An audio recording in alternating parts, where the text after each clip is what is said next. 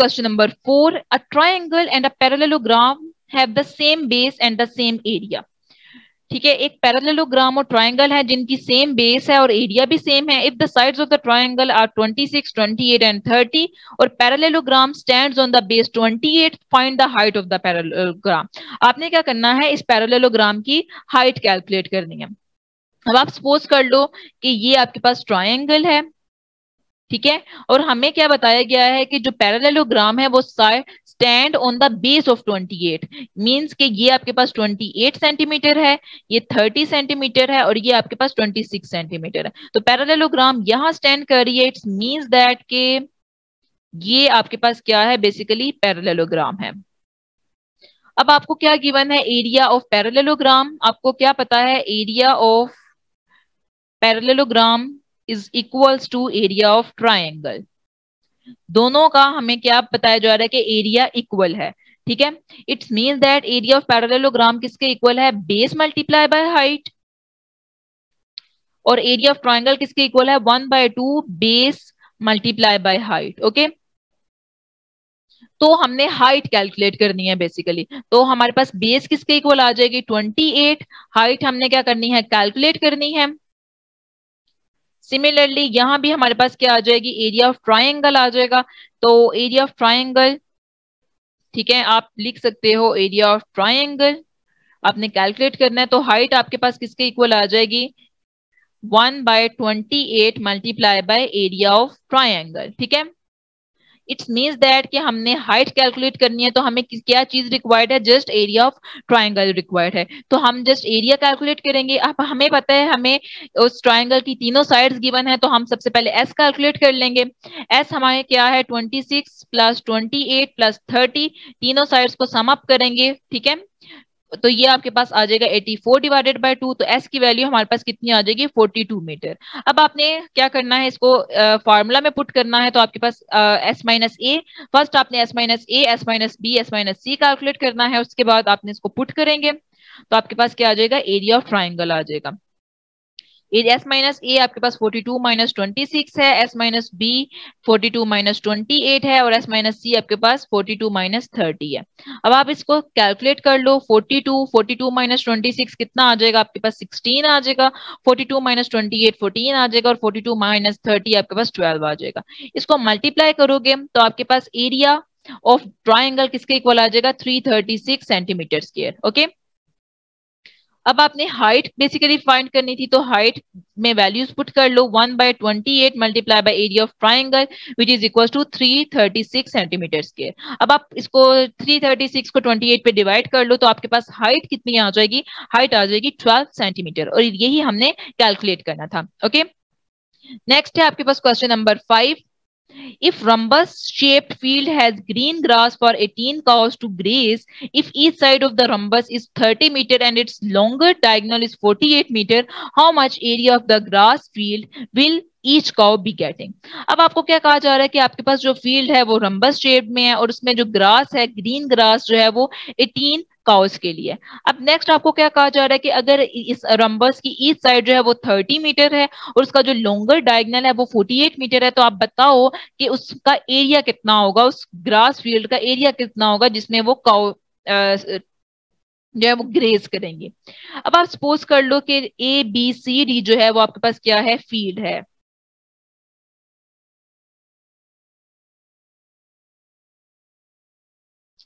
ठीक है, आप क्या कर लो, ये एक रंबस बना लो,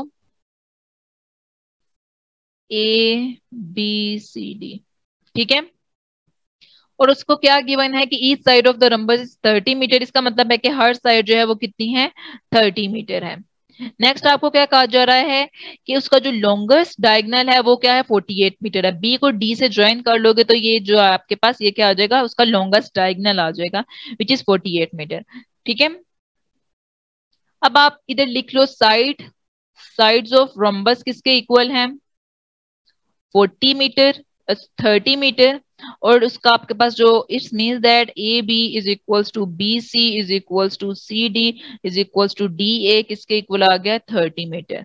और डायगोनल आपके पास बी डी किसके इक्वल है, 48 मीटर। ठीक है, अब आपको पता है कि एरिया ऑफ रम्बस किसके इक्वल होता है? एरिया ऑफ रम्बस आपके पास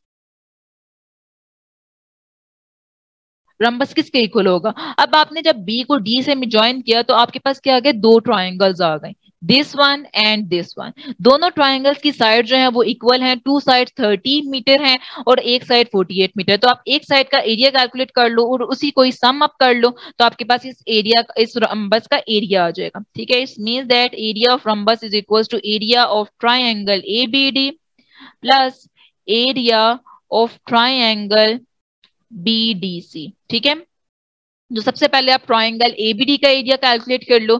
आप क्या करोगे, आपके पास साइड्स गिवन है, आप एस कैलकुलेट कर लो। एस आपके पास कितना आ जाएगा? 30 plus 48 divided by 2 which is equals to 54 metre. ठीक है, नेक्स्ट आपने एरिया का फॉर्मूला यूज करना है, S minus A, S minus B और एस माइनस सी कैलकुलेट करोगे। सबसे पहले एस लिखोगे, एस माइनस ए किसके इक्वल आ जाएगा? 54 माइनस 30, एस माइनस बी भी 54 माइनस 30, एस माइनस सी आ जाएगा 54 माइनस 48। इनका आप ले लोगे स्क्वायर रूट।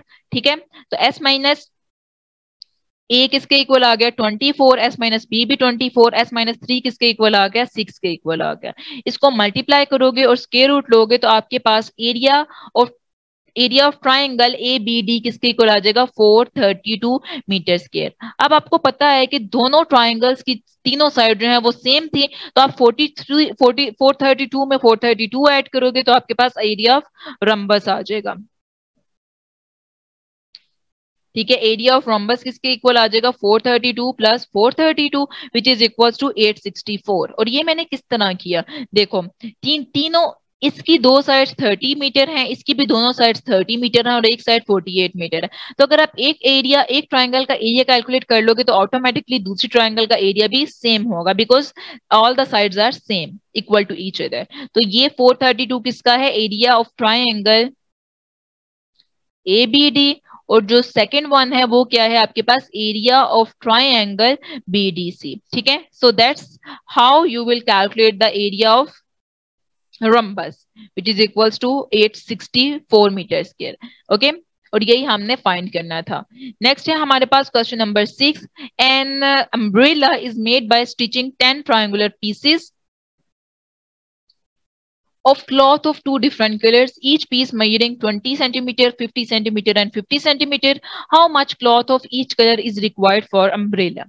अब आपको इसमें देखो तो आपको पता लगेगा कि यहाँ जो है आपके पास 10 ट्रायंगल्स हैं। ठीक है, 5 ट्राइंगल्स जो हैं, क्योंकि आपके पास क्या है? N umbrella is made by stitching 10 triangles. आपको ये बताया गया है कि एक अम्ब्रेला जो है वो 10 ट्राइंगल्स को जो स्टिच करके बनी गई है। ठीक है, और इसमें 5 कलर्स जो हैं वो ब्लू हैं और 5 ही कलर जो हैं वो ग्रे हैं। तो इसका मतलब ये है एरिया ऑफ ईच क्लोथ किसके इक्वल होगा? 5 multiply by area of one triangle. ठीक है, तो एरिया ऑफ ट्राइंगल आप फाइंड करोगे। एरिया ऑफ ट्राइंगल किसके इक्वल होगा?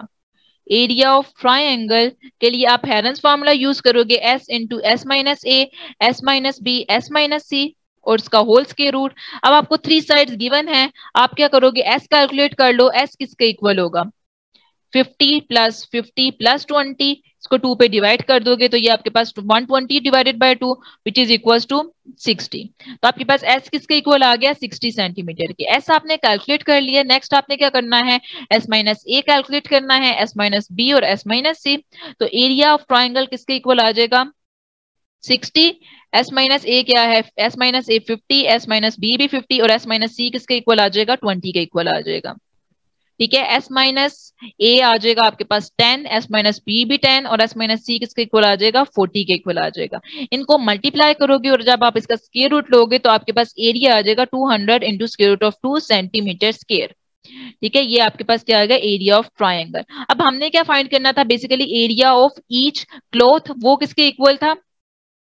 हमने कहा 5 into area of one triangle. ठीक है, अब आपने एक ट्राइंगल का एरिया कैलकुलेट कर लिया, उसको क्या करोगे? मल्टीप्लाई कर दोगे 5 से। तो 5 into 200 into square root of 6 centimetre square. तो 5 को 2 पे डिवाइड करोगे तो ये आपके पास 1000 आ जाएगा। 1000 into square root of 6 centimetre square is the basically area of area of 5 triangles, ठीक है, एरिया ऑफ ईच क्लोथ, और यही हमने फाइंड करना।